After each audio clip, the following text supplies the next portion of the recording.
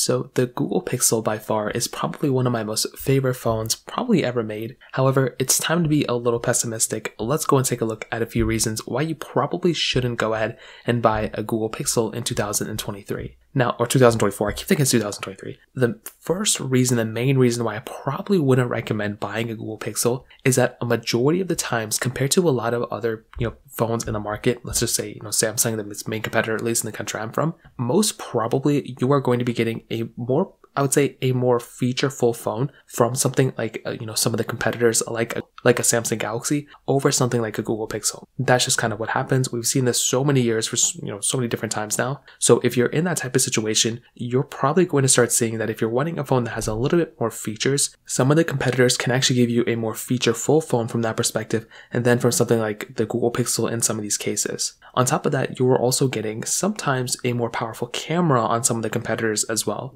I think the Google Pixels, like the Google Pixel 8, do a great job at giving you a really good camera for its price. But at the same time, you are probably going to be getting probably a better camera and just a better quality camera in every single way from something like a, Samsung Galaxy of its, competitor than something like a Google Pixel.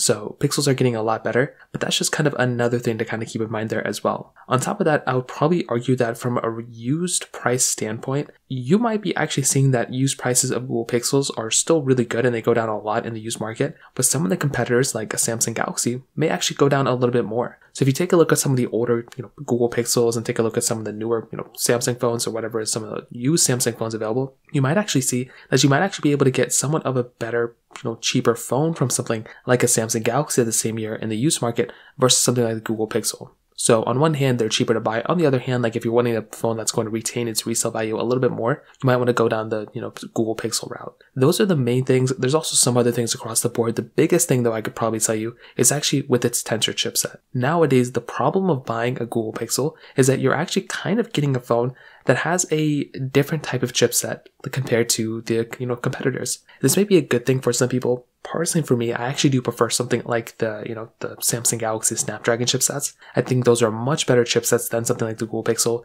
Again, I think over time, they'll probably get better. But I know with the first couple generations, they weren't really that great. And that was kind of the problem I was kind of running into when I was going to buy those types of devices. So those are kind of the main reasons why I probably would recommend, if you're going to not buy a Google Pixel in 2024, they're still very good phones and I would still recommend buying them, but those are pretty much the main things that kind of breathe out to me in that sense. If you have any other thoughts or questions, please let me know in the comment section below. Hit the like button, that'll mean so much, but definitely hit that subscribe button. More importantly than everything else, I love every single one of you guys. Hopefully I'll catch you guys in the next video. Peace out till then.